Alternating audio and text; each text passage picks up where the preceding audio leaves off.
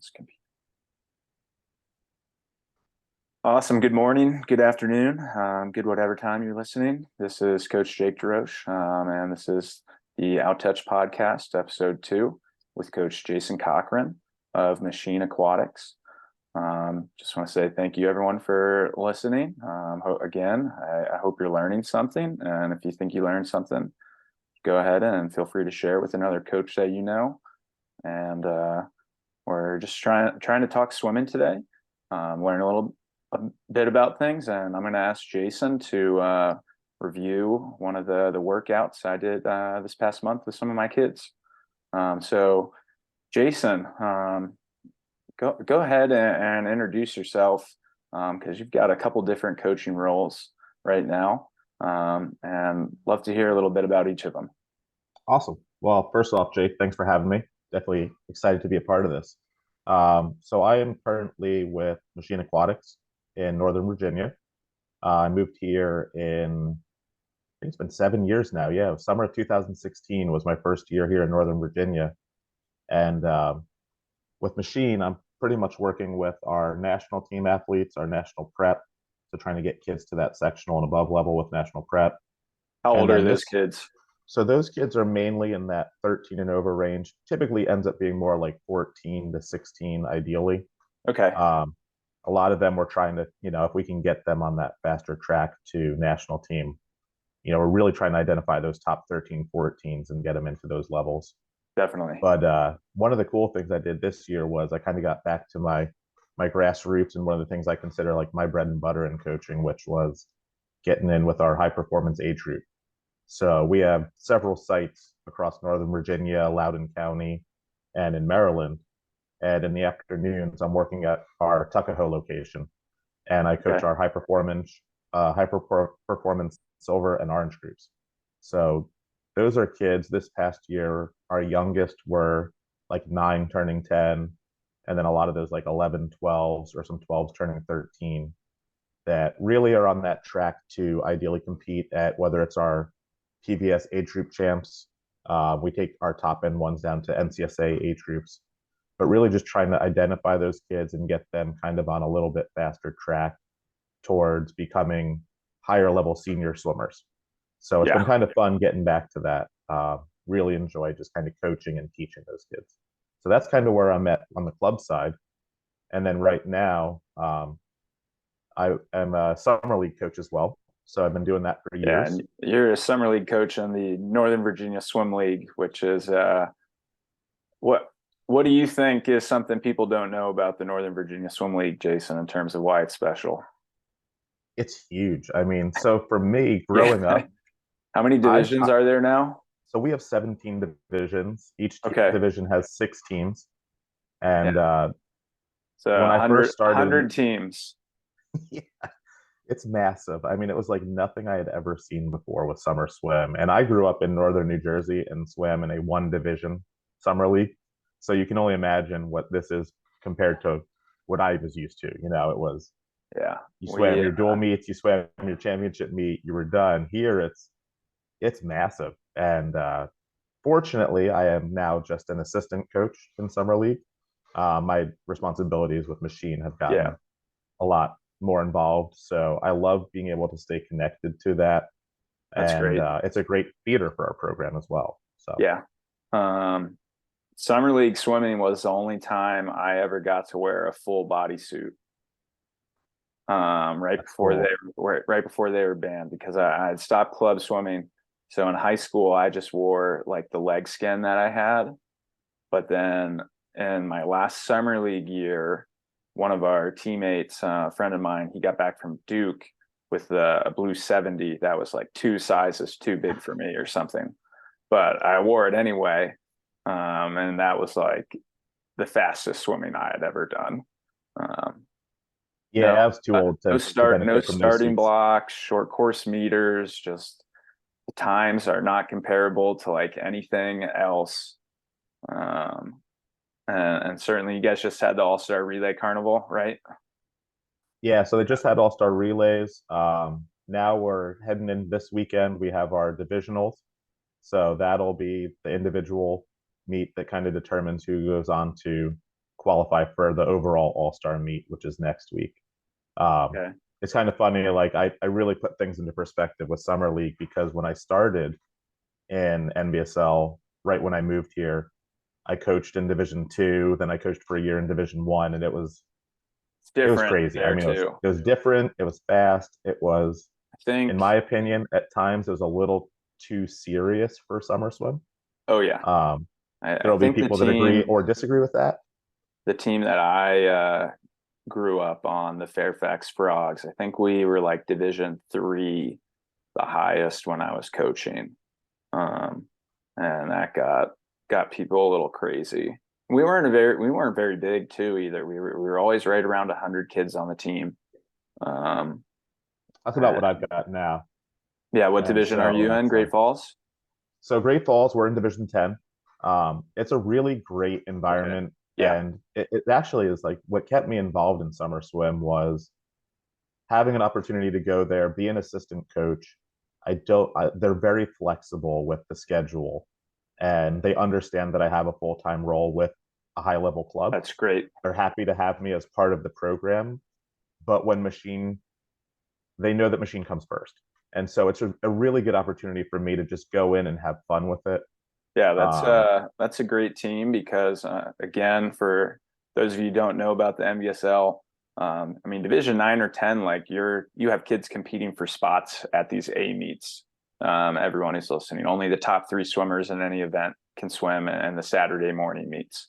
Um, and there are certainly teams that like would have Jason come in and be like, "Hey, I would love to be an assistant, but I have to do this full time." Who would just be like, "No, we're not going to let you do that.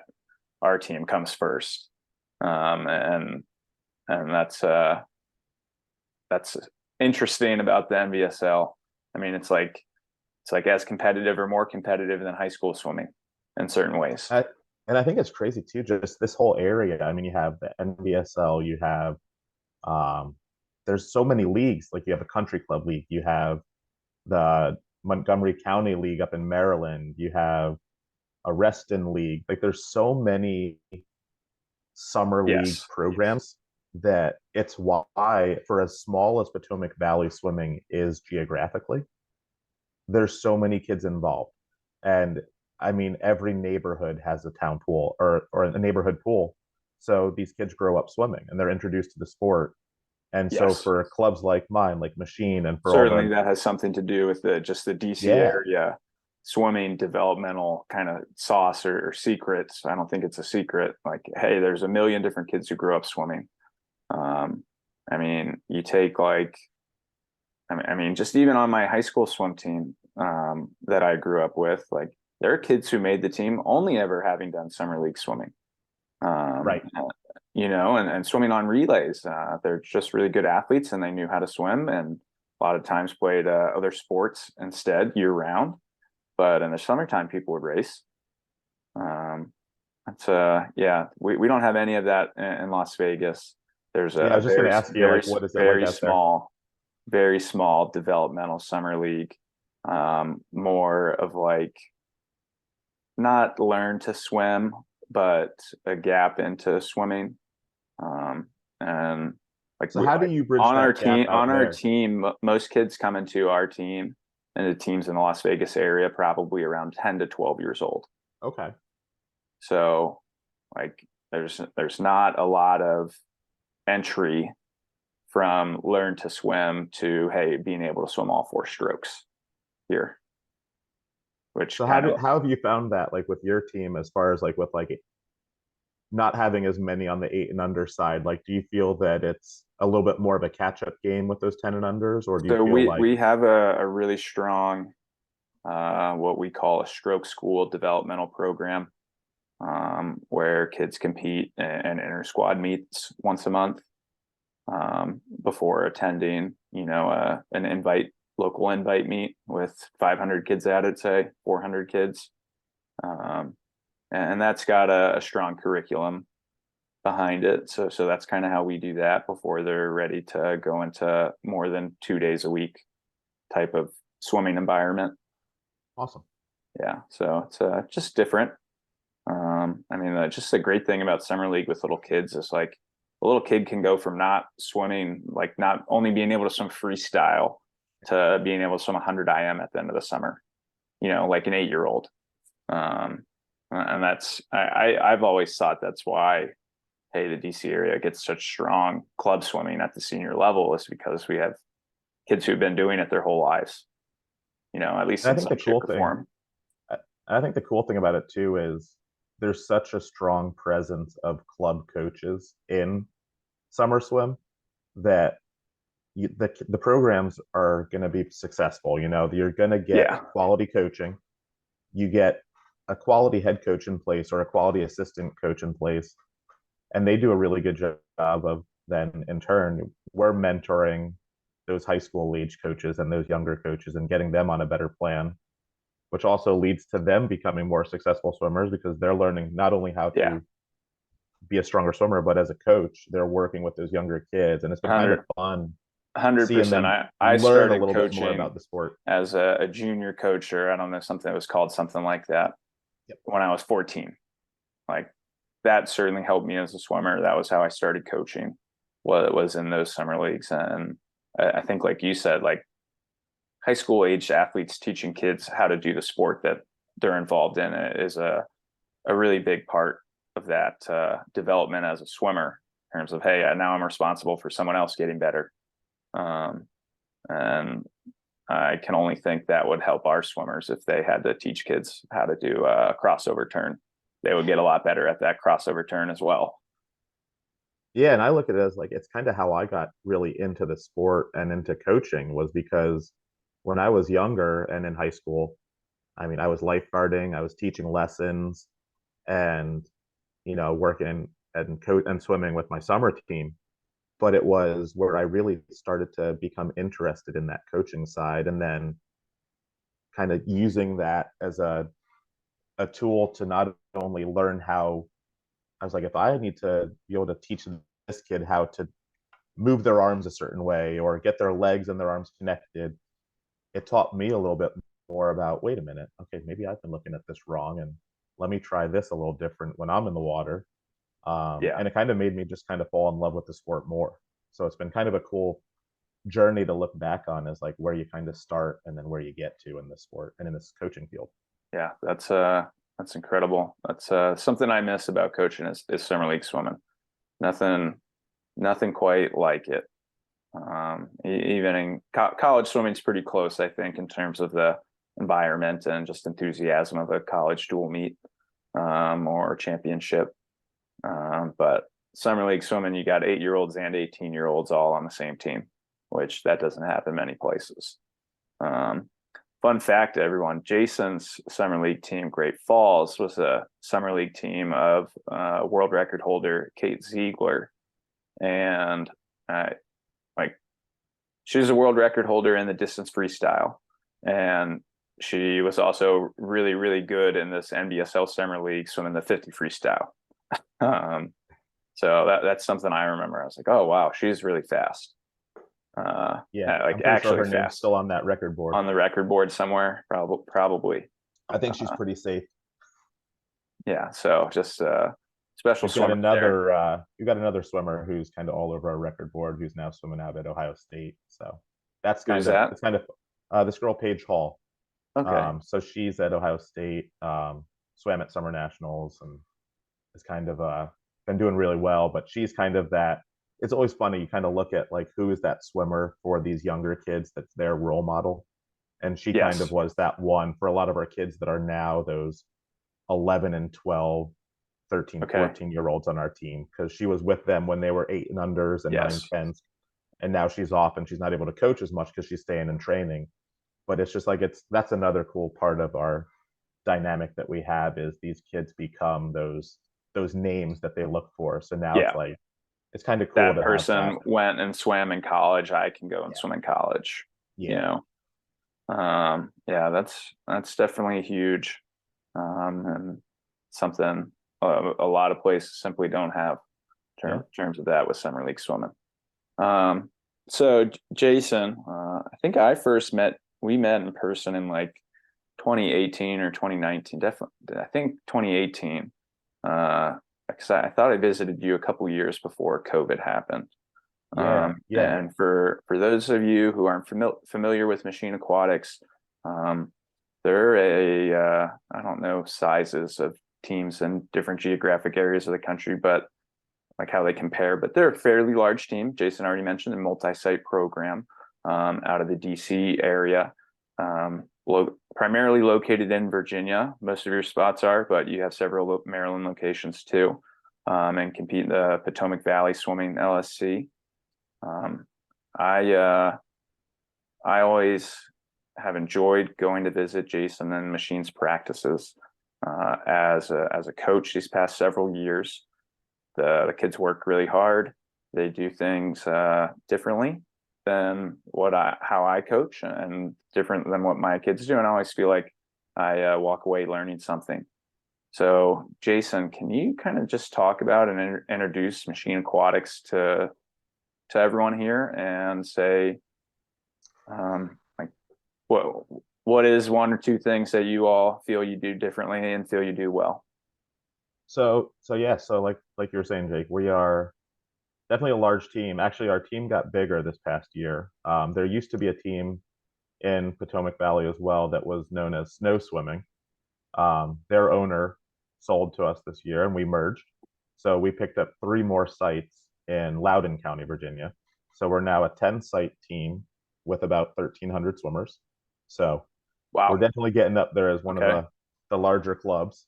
Um, what I think is a little bit more unique, and I think there's definitely places that do this, but in this area, one of the hardships that most teams face is nobody really owns their own water. So Yes. we're all in that boat of Public rec where can we center find pool primarily, space? right? Yep. Yep. And so the majority of your top end groups are morning based groups. So we're going 6 mornings a week. Okay. And when I say mornings, and you know it firsthand from the times you come in with us, like we're training at 4:30 in the morning with our top groups. So for me, coming from coaching in other parts of the Yeah, and country, that I was can't believe that sometimes you guys have to move lane lines at 4:30 in the morning. Oh yeah. my I mean, gosh. we're moving lane lines, we're setting flags up sometimes. Sometimes you never really know what you're walking into at a rec center based on what was going on the night before. Um, but it's pretty incredible, and I think I like that being able to talk to you, like having come in and seen it firsthand. I mean, you saw that we have over 100 kids in the pool ready to go on any Yeah. morning at Oakmar Rec Center. Like, and that's just one site. And these kids are coming in the door, they're ready to work hard, and we're moving. We're moving for 2 hours because that's when we get our prime lane space. We can pretty much get the whole pool before it opens to members. But I think that because we're such a morning based program, you know, we are limited with what we can do in the afternoons because we do have to use predominantly our afternoon space for our age group programs, our developmental groups. Yeah. And Younger depending on the kids. facility, again, you find some of those limitations on hours and things like that. Like take the location that I'm at in the afternoon, we get 5 days a week, 1.5 hours in the water. That's it. So we can really only run 12 and under programming there. Because we're such a morning based group, we do really try and hit a lot of variety, but a lot of quality speed work. So we're not in a situation where we can always run like, hey, we're going to come in today and we're going to run a little bit more longer aerobic in the morning, but we're going to hit just quality speed in the afternoon. Um, it's how do we mix that all into one workout? So really being smart with what we're doing with the time that we have. Um, Going into this next year for our national team, we're actually going to be in a little bit better spot where we were able to secure some more afternoon space at one of our sites. Okay. That's We're going great. to get a little bit more of a true double place, like system in place for those top end kids. We're getting a little bit more on the dry land side where it's going to be a little bit more in house. Um, a That's lot of also our great. athletes have been kind of doing their own training on the side or some Yeah. stuff through us, but now we're going to be able to be offering a little bit more to our top end groups, which again, like kind of all filters down to how we develop those younger groups and how do we, kind of set those standards for each group. but I would say like that's definitely one of our biggest limitations is the pool space around here. Um, and just kind of getting those kids to understand that if you're going to train at a high level here, at some point in your career, you're going to have to make that switch from being an afternoon swimmer to a To a morning morning swimmer. swimmer. Yeah. And I think, for the most part, because these kids are so competitive, they tend to like to do that. I never in a million years thought that when I started coaching that I'd be waking up at 4 a.m. every day Yeah. and I that I'd have mean, such a dedicated group of athletes to do it. the But morning swim practice is just such a part of the culture in the area in terms of swimming though. Like, I mean, when I was 10, I had practice at 6 a.m. or something like that. For my club team that I grew up on. And certainly there are like teams, not just Machine, that hey, most of their program runs out of the morning times. That's a common thing. I think yeah, in the Virginia and Maryland areas. Like, that's pretty much what all the top groups here are doing. Like all the top teams are pretty is much a your morning summer group. leagues, your summer league swim practices are in the morning? Yeah. So for in the summer, what I'll do is I'll go, so like take a day like today. I ran a practice from 5:15 to 7:15 in the morning for Machine. Yeah. Then I had about an hour break. So, you go, you get a quick breakfast. And then I coach my summer league. We go from 8:30 to 11:30 a.m. Monday through Friday. And Yeah. then, That typically finish practice there, do a couple lessons. And then depending on the day, we're a little bit more limited on afternoon practices this year. So depending on college pool schedules around here. Typically in the summer, we'll use George Mason for long course afternoons, Monday through Friday, but their pool was shut down this year for maintenance work. So we really were limited on like keeping it to Tuesday, Thursday afternoons at like an Oakmar Rec Center, our Madeira school location. So so it these kind kids of, are at like 8 practices a week. yeah. Whereas in a typical summer, we can get those national guys, especially, they can do a little bit more, hit mornings every day, but we can also hit more afternoons and get that Afternoons. long course time. Yeah. So Yeah. next year, which will be good, at least going into 2024, at the beginning of that summer, we'll be able to get a little more long course time, which will be good. That's a big deal, and certainly happening at the right time. That's nice to hear. Yeah. I just, yeah, like, do you all get long course pool time during the school year? Not during the school year. So, well, I shouldn't say that. We do have one of our sites. So we have one site that's a little bit more down towards the Springfield area in Okay. Virginia. So about like 20 minutes south of where I'm coaching. Um, and they'll do at Audrey Moore Rec Center. They do a couple mornings a week. They get I think at least Oh, two yeah, mornings a week that's where of I long grew up on course. my Thursday morning long course times. Yeah, I remember getting moved into the senior group and just getting lapped like twice during warm up or something. yeah. So that's Um, pretty much it for our team as far as long course during the short course season. And so for me personally, that was a big switch for me. So prior to coaching with Machine, I spent a couple years at Nitro out in Austin. And okay. so we would do every morning during the year as long course. So like during short course season, my groups were going Monday, Wednesday, Friday, and Saturday long course mornings, and then we Wow. would go Monday through Thursday afternoons short course, That's and then a they dream. would get, yeah, so they would get Friday afternoons off because in Texas we all know that Friday night is dominated by high school football. Yeah. So those guys would not have been there, Probably but not it was worth great competing for with that. a training plan. Like it was awesome to have that. And then in the summer, we would go Monday through Saturday long course, and then Tuesday, Thursdays, we would go in for like an afternoon, like detail or speed short course workout. So that was a big change for me, was coming into, it was kind of getting me back to where I was my first years in coaching with New Jersey and Connecticut, where it was predominantly all short course training. And then if we were lucky, we maybe got a little bit of long course time. Yeah, we train primarily short course too, and take advantages of as much long course as we can. I think that's what everyone needs to do, just the best you can in the area that you're in terms of like, hey, if you wanna get that long course focus in, or like, hey, great, hey, the Olympic year, our team was able to get some more long course pool time. for a season, and that's going to make a difference.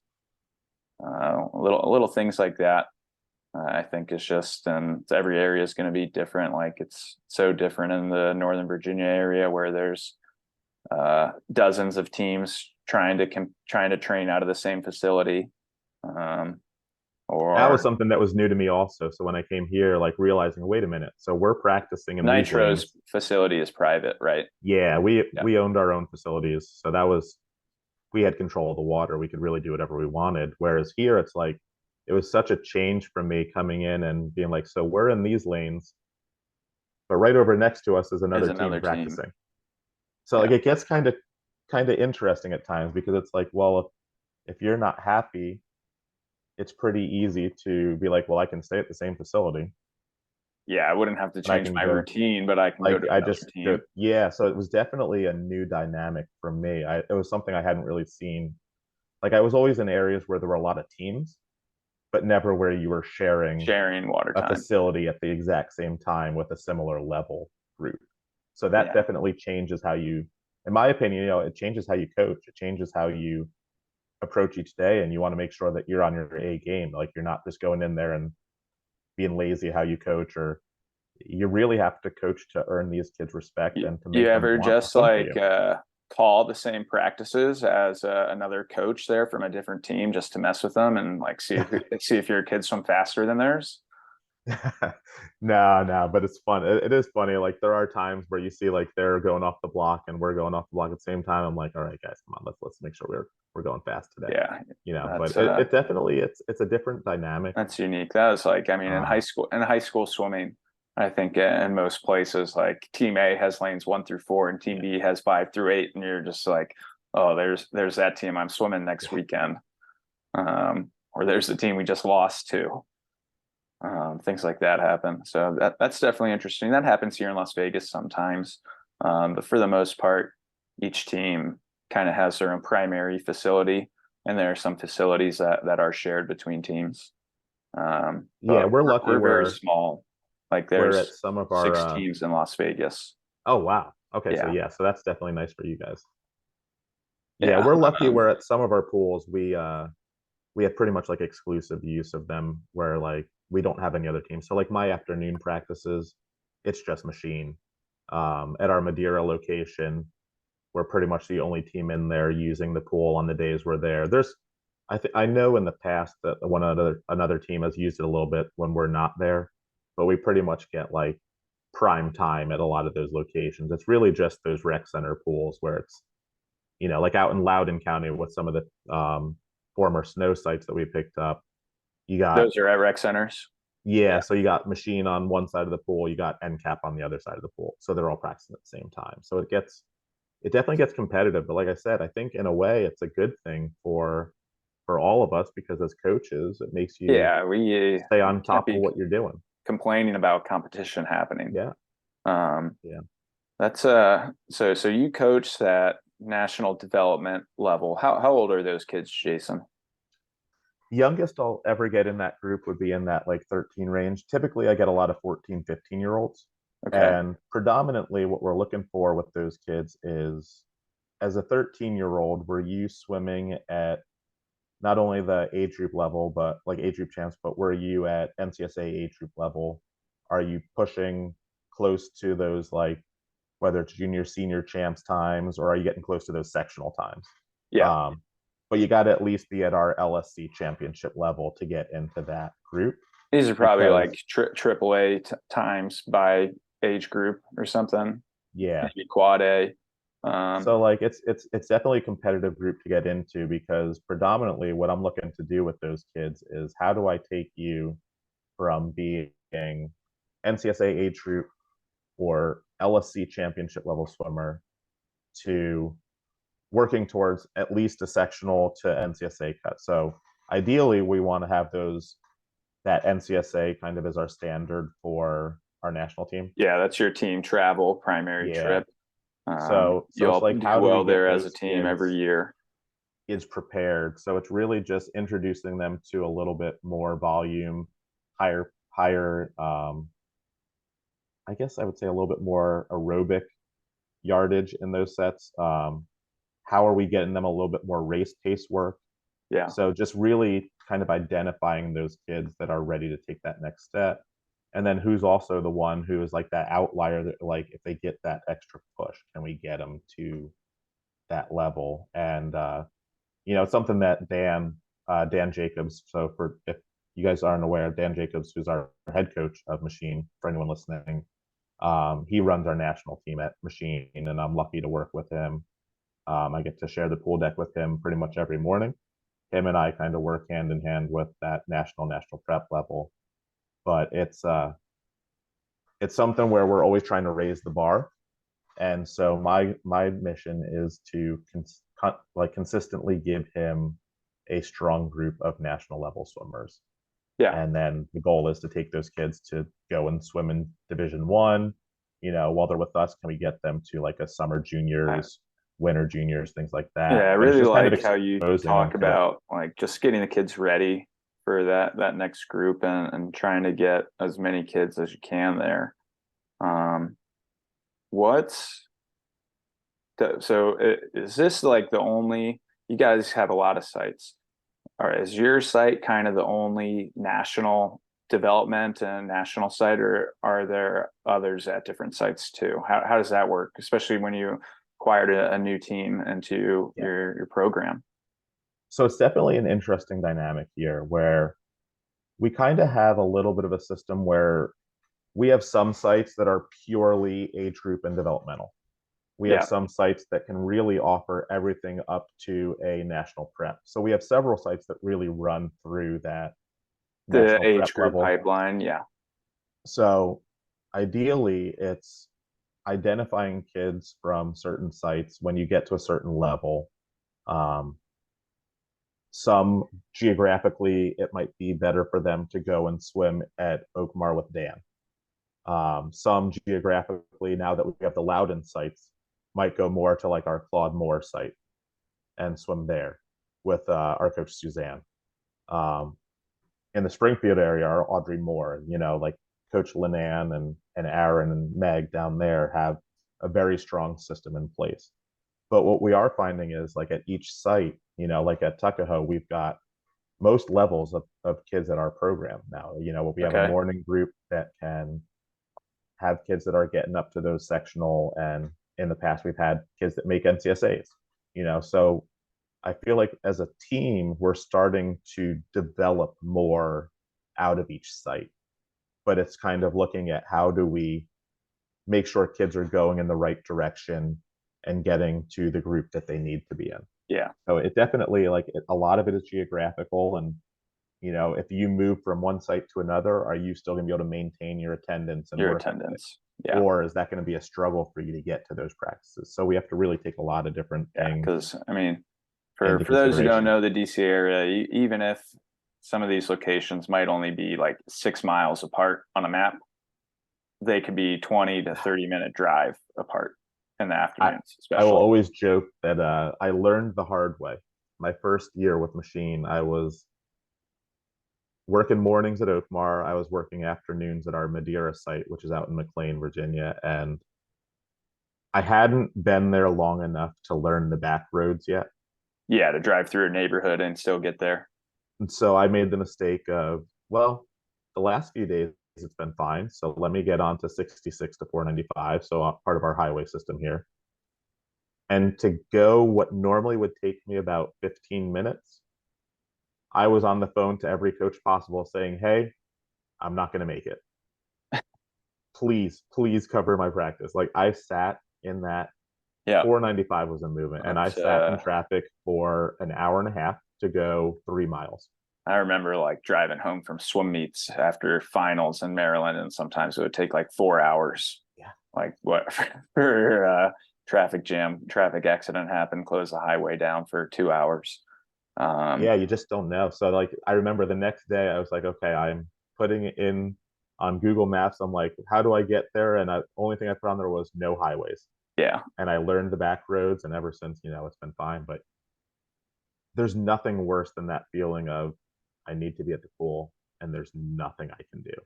Yeah, and that So happens. I mean, how often does that happen to kids, especially like those uh, senior age athletes, the first time they're kind of driving on their own, right? yeah. That's a Well, learning so experience. so we've been running into this year more than ever one of the highways that they would normally take like 66 to get towards Oakmar in the mornings because normally there's nobody really, there's no Yeah, traffic. They've been doing so much road work that these kids are just getting into driving, and then they're having to realize, wait, the exit that I'm supposed to get off is closed.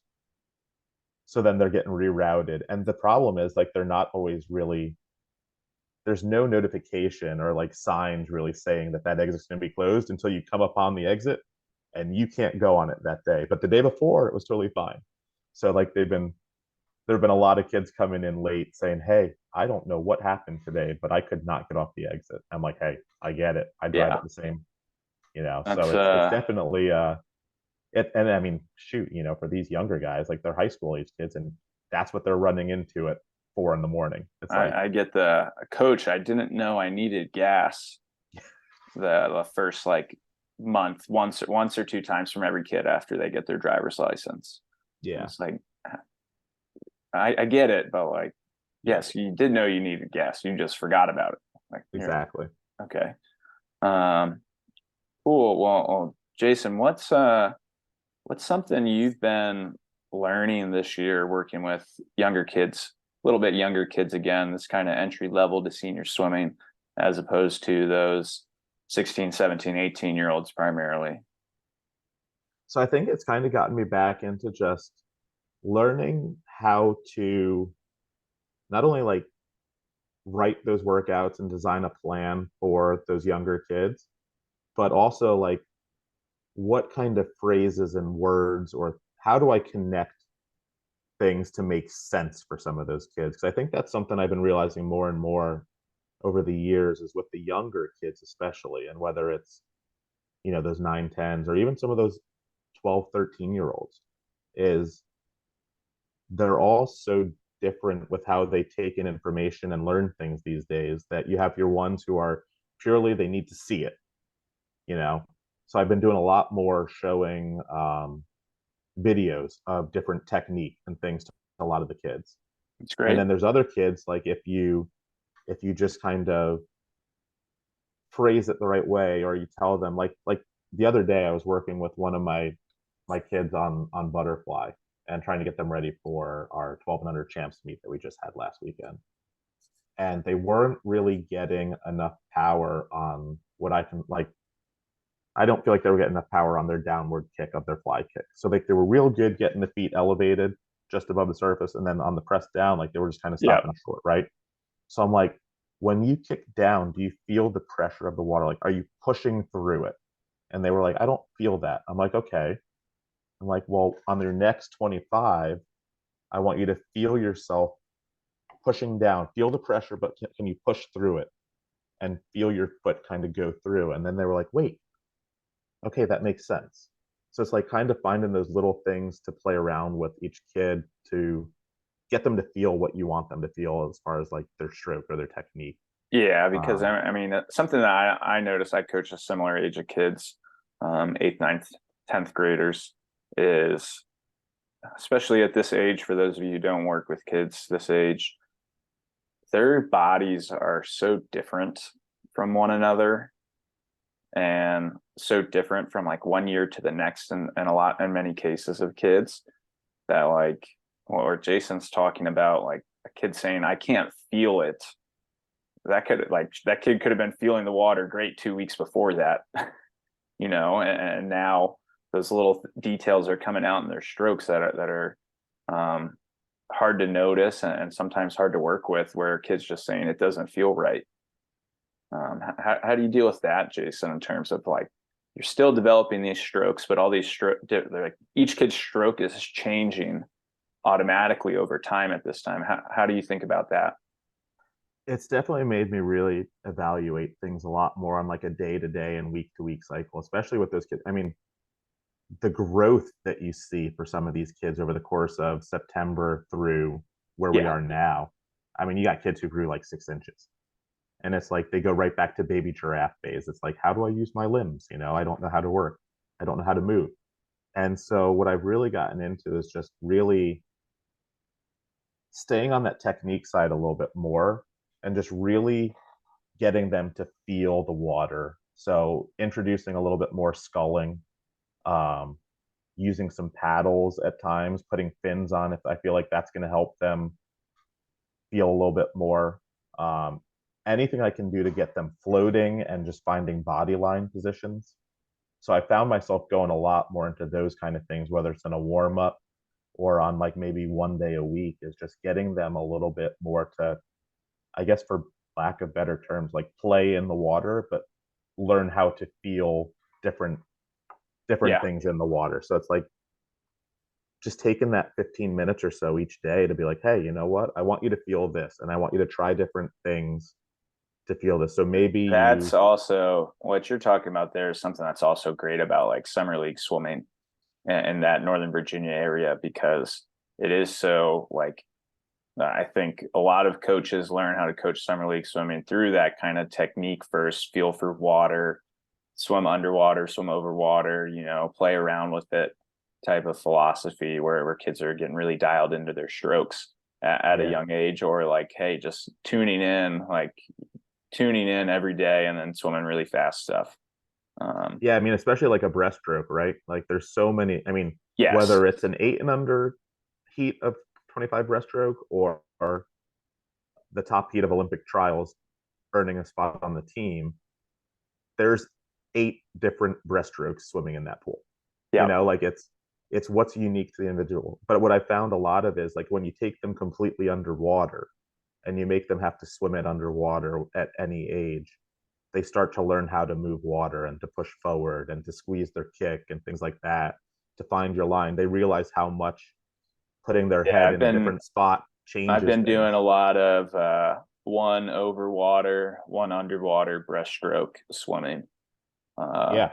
Basically, in every kind of drill progression I've been doing, there's a 50 or a 25 or 75, whatever it is, um, Yeah. of that right now. I think that's like the water feels different when you're fully submerged than when you're at the surface. What is it? And I always tell them, What does it do? Like, I don't yeah. know, right? Well, I Like, always tell them seems to be working if you can swim it well and keep moving forward at a reasonable pace underwater, underwater. just think how good you're going to feel when you're actually swimming on Yeah. top of the water. So like I've done a lot of that kind of stuff, especially with, like I said, those breaststrokers. Um, same kind of thing, like a lot of fish kick or underwater fly kick, just getting them to feel the power of using that full body motion and getting the up kick and the down kick and then taking it back up to the surface. Now can we be that?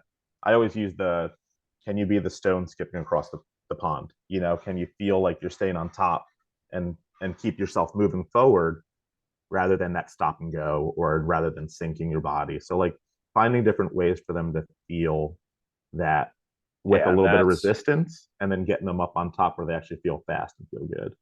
that's something I think is super important for breaststrokers too, is staying on top of the water. Yeah. I mean, like obviously for all four strokes, but we all work with kids who go up and down, and just like no matter what, that kid's going to find a way to dive down under the surface of the water after every breath or something. Yeah.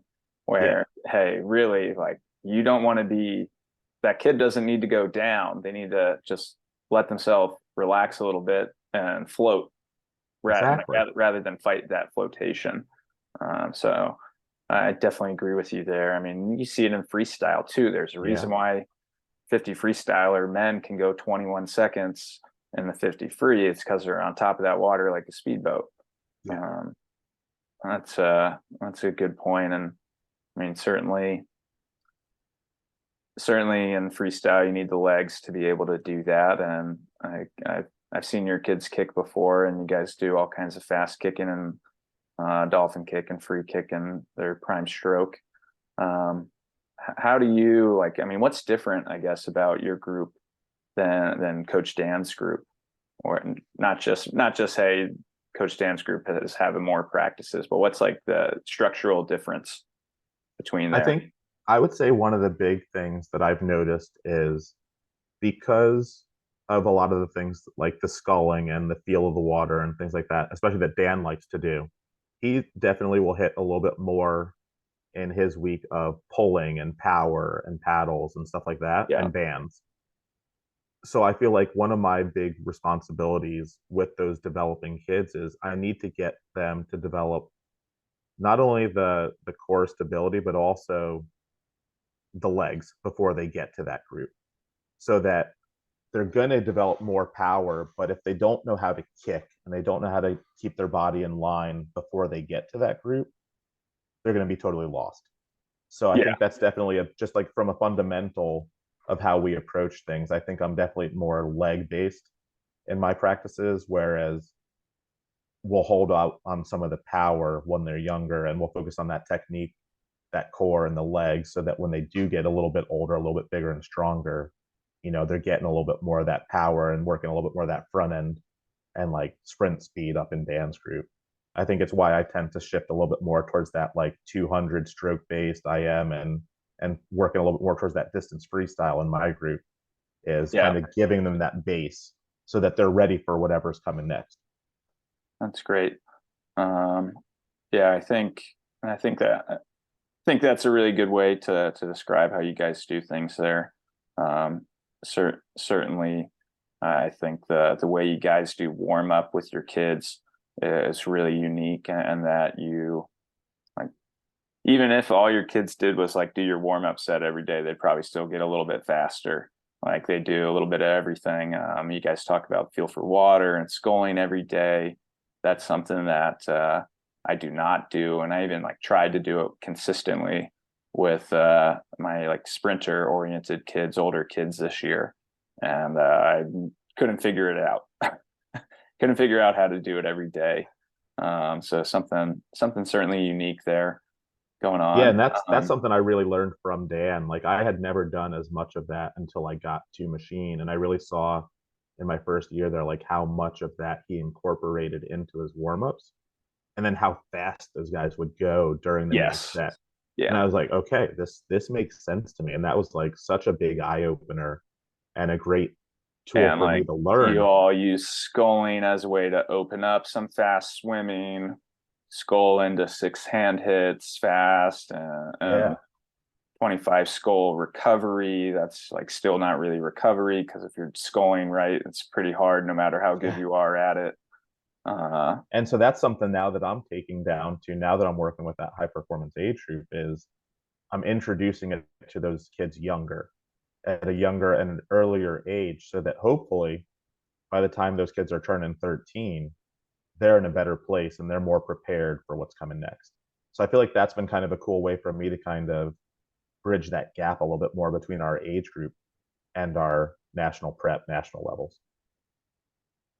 Interesting. That's great. Well, so Jason's kids are really fast at a lot of different events, but something I always thought was cool when I would go to machine practices, I don't know if they were showing off for me or anything, was how fast these kids swim their like primary strokes in practices. So what I'd like Jason to do now is kind of give me some feedback on a workout of mine that we did on last Thursday, July 13th. That's kind of this this was for my sprint oriented kids, which is why I'm asking Jason, since he actually knows things about kids swimming really fast, and seeing that in the hundreds and 200s, which I'm not as familiar with outside of handfuls of kids. But here is we did 4,200 meters. I've never been to one of Jason's long course practices, and I've always wanted to just kind of think about how that's different than their yards practices, because I'm sure some of the things you do are dramatically different long course. So this was long course, 2 weeks, 12 days exactly, I think was the timing before this swim. So yeah, this was July 13th. Our first day of competition is July 25th, coming up here on Tuesday, and we're hoping to swim. This was for a breaststroke breaststroke oriented set. So we just did a 400 warm up long course, which is basically means swim freestyle or backstroke for 400 and just loosen up. Then we did a 600 straight, no fins on. So 100 dolphin kick rotation, 25 on your back, stomach, left side, right side, and then 100 IM drill. The drills there, Jason, that was from like an old set, so these don't mean anything. Just a 100 IM drill, switching strokes every 25. I like that. Even in the long course pool, we'll do that sometimes. I like that honestly in a long course pool because it keeps them engaged in what they're doing. They have to stay focused. Yeah, and I think just like changing especially what you're for younger doing without a kids. wall, Yeah, like changing without a wall. I think it's good to like who's fluid through that transition, things like yeah, you're that. not stopping to Yeah, start your next stroke. You're trying to change. I like that a lot. Yeah, we've it's also like if you do breath control of any drills, it's way harder long course because they're swimming for longer. Hold on one second here. Sorry, I got a text from the boss. All good. That seems important, but it's a little important, but it can wait. Then we went 2050s on 105. Prime stroke drills with your paddles on. So Okay. this is like makes it easier for backstrokers, makes it easier for some breaststrokers, not other, makes it harder for butterflyers. Yeah. I sometimes have the flyers do it with fins on, especially if they're not just as solid. But for the most part, my best butterflyers are doing this with paddles only too. Okay. So breaststroke, we do a drill called one kick, one stroke. Instead of two kicks, one pull, where it's really more of a kick and glide, and then take a full stroke after that glide, and then pausing again, and then Okay. kick, pause, one full stroke, pause after that full stroke. I'm really focused on getting on top of that water and finding body line. Yeah. Rather than like multiple kicks where the kids will often dive down underwater or just go into like a tight streamline, which is not how they're going to swim breaststroke. No one's going to be streamlining all the way in between their cycles. Then one over water, one underwater. So doing that long course for a 50. A drill that is really only doable long course. So they take 6 distance per stroke cycles with a dolphin kick, and then 3 high tempo full breaststroke cycles. So you can't really do it short course because I really feel like those 3 cycles need to be really hard. So you need that 6 dolphin kick strokes to reset and like find your line and relax a little bit. So none of my kids take 9 strokes to get across a short course yard pool. After that, so can only do it long course. So we haven't had that much experience with it, but it is something that I think helps the kids. And then I won't go into the backstroke or butterfly drills. That's really set up for the breaststrokers in the group. No, I like that. I like that progression though with that breaststroke. I feel like that really sets them up well with what you're looking to get for a long Yeah, course so breaststroke. like in yards, we'll do like the same, like 2 drills, one kick, one stroke, one over water, one underwater. Yeah. And then that third 25 or 50 or 75 is going to be DPS, where like we're trying, like girls are taking 5 strokes or less, and the boys are fighting to take 3 strokes across the pool, like really DPS. Yeah. And then a fourth of high tempo. So changing that gear from your best body line, best body position, most distance per cycle into a high tempo stroke. Now, will you ever mix in like a tempo trainer or things like that for anyone who you feel like can't get up to speed with that, or how do you approach that? I don't use tempo trainers because my groups are already pretty large. Yeah. And I've thought about it, but my kids are still getting better without them and improving at a correct enough pace. I guess is the way to say it. Yeah. Um, so I haven't felt the need for them. Certainly thought about it. I think at least in terms of like specific training for like the prime stroke is that most of my kids are so new to it at any level that I coach that the super dialing in on something isn't necessary because their stroke and their technique and their race strategy are going to be changing and improving because we're introducing this to them. Absolutely. I might change my mind next year with some more veteran swimmers in this kind of training environment, but that's why we haven't this year. Cool. Certainly, I think it could help, but it's just not something I see as needed. Yeah. If I change my mind, I'll start using them. Then we did 1650s long course from a dive on 2 minutes. Like that. Where odds were just perfect stroke, your biggest DPS, work in 15 meters underwater if you're going back or fly, and then work in like a big distance breaststroke pull out on breaststrokers.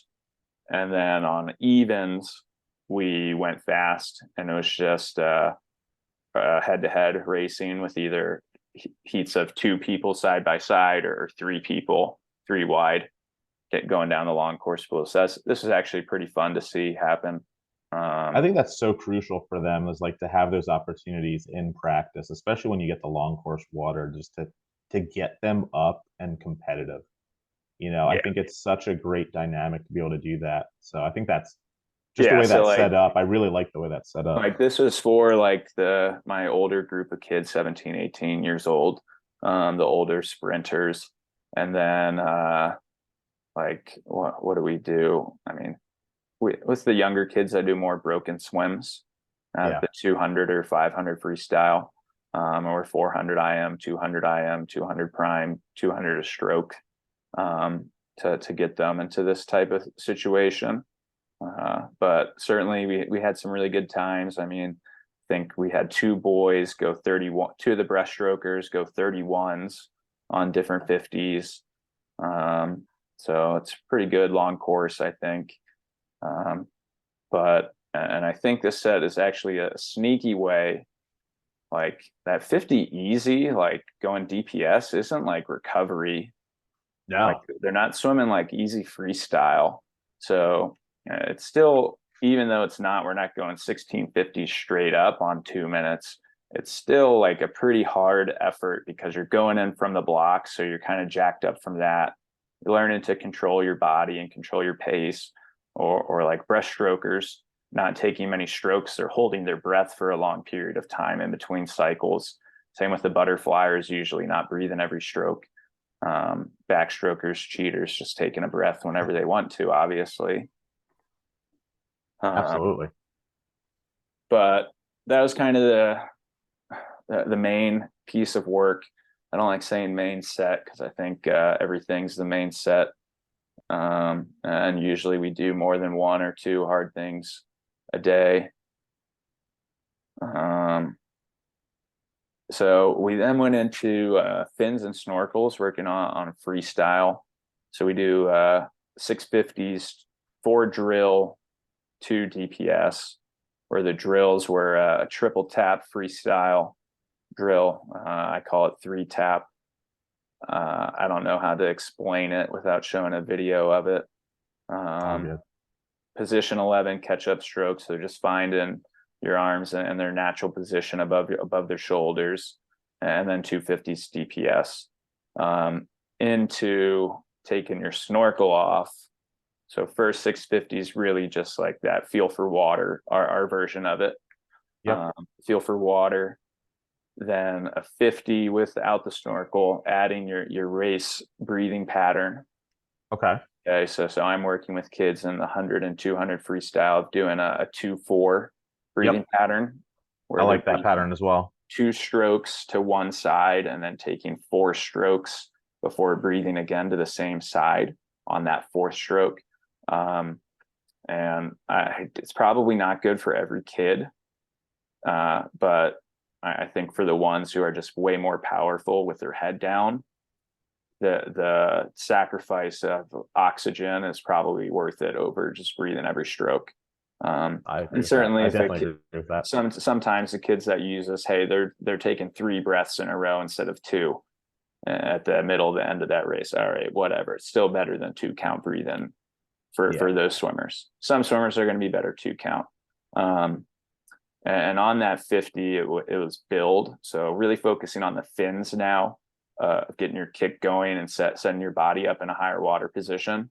And we then a 50 easy, which I normally don't do 50 easies after like a 50 build, but it was like, hey, you need to be cooking on your last 10 meters of that 50 build.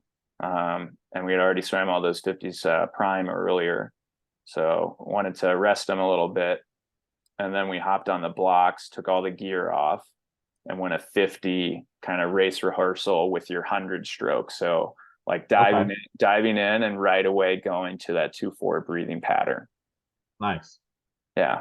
I So like too that like the way you put that freestyle in at the end, because it's like you get them that stroke and that focus in before, but it's like you're gonna be a little tired, your body's gonna be a little bit beat up, but you still have to hit those details and find that speed. And I mean, whether you're, I mean, let's be honest, like if your breaststrokers in that set are also going to be IMers, so like finding that ability to take a breaststroke focus into closing a set with freestyle, it's just training them how to finish that IM. yeah, Like I really certainly. like that. I like doing a lot of that kind of stuff too, is like finding a way to add that kind of freestyle, but that's very specific and focused speed at the end. I think that's awesome. Yeah, we certainly always thinking I am here. And like when we do like it's outside of backstroke, we don't really do 1 stroke a day. I do typically more with backstroke because we swim more. See, Yeah. like you can do an all day backstroke workout without killing a kid. You can't really with a fly or breaststroke. So what do you think, Jason? Is this going to make my kids faster or not? I think it is. Like I said, I think it's really setting them up with a good balance of you're getting them prepared in the beginning. So it's a solid warm up. But I think I really like the way it ties together between both the breaststroke, especially like if we're looking at it as like the breaststrokers, like you were talking a lot with that, is those drill progressions set them up for what you're looking on the technique side to be Yeah, able to go fast. And then to be able to do that set where it's like the challenge component of it is what really gets me into it is you got to be prepared to go fast, whether it's in practice or at a meet. If you can't go fast in practice, you're probably not going to go fast when it's really time to race. yeah, So I think that's getting those competitive juices flowing in a practice with a group like that you have to swim is it. fast to swim Yeah, fast. and I think that we can't be afraid to ask them to swim fast in practice like that for multiple times. And I think it just trains them to be prepared no matter what. And then, like I said, I think what really ties it all together is getting that. I think we're both similar in our approach where we love coaching IM is Yeah, getting them to have that feel of, hey, I was just getting after it and going hard on that stroke, but I got to train for the back half of my races. So if you can keep your form and keep your technique and kind of tie it all together with that very focused freestyle set, again, you're setting them up well with the detail, the DPS, the drill, and then asking them to switch that gear. So it's like anytime they learn how to switch gears from that real technique and then build it into their speed, yeah, you because I know, mean, this is how I want these kids to warm up right. at the meet. Like I want you Yeah. warming up with drills, doing a little bit of build or like descend, and then I want you to go fast Yeah. for So a short period of time, I and think then it's a get on the really good blocks. setup. I think it's a good setup practice for getting them ready to race. So I really like the design of that. Thank you. Um, cool. Well, Jason, I'm going to let you get on with your afternoon here, but I do got one last question. Sure. What's something like you would want to learn about on this podcast? Like you'd want to listen in and learn about what in regards to the sport of swimming, and I'll see what I can make happen. So I think, you know, I love learning about how people are like just different ways that people are training their athletes. But I think something that I've always been, I feel confident mostly with with the levels I've been working at is whether it's the age grouper preparing them for that next level, whether it's the national prep kid getting them to, those NCSA level cuts, sometimes like maybe a winter juniors, but I feel like I'm more confident with that at like the 200s and up. I'd love to hear more and keep learning a little bit more on just that front end speed and top end speed and how do we get those hundreds faster. And I feel like I'm getting better at it. And I've been talking to coaches around the country and I'm always trying to learn. But Okay. I think just how are people incorporating different tools? And I mean, we don't have towers, we don't have things like that. But I'm always curious to see Oh like wow. how are people using different tools and what are top end groups Uh, doing to get those kids the stronger and towers faster. are exciting Yeah. when kids are working really hard, and then just like absolutely miserable when the kids Yeah. aren't actually sprinting on them. It makes me so mad. Yeah, like I should make a rule like at any point in time I can say you're not working hard enough and you have to do this other set now. You Yeah. can't use the towers. Um, But but yeah, so I would say like that. And then I mean, I still just I love learning every day. And I think that every coach has so much to offer, whether you're a young coach or someone who's been doing it for a long time. And I think it's just kind of cool that you have this platform and that you're getting out and you're doing this. awesome. Thank you, And Jason. I know that I will be a loyal listener. So I really appreciate you having me on. Um, I think it's pretty cool to be a part of this. And I just look forward to hearing more coaches and just learning everything I can.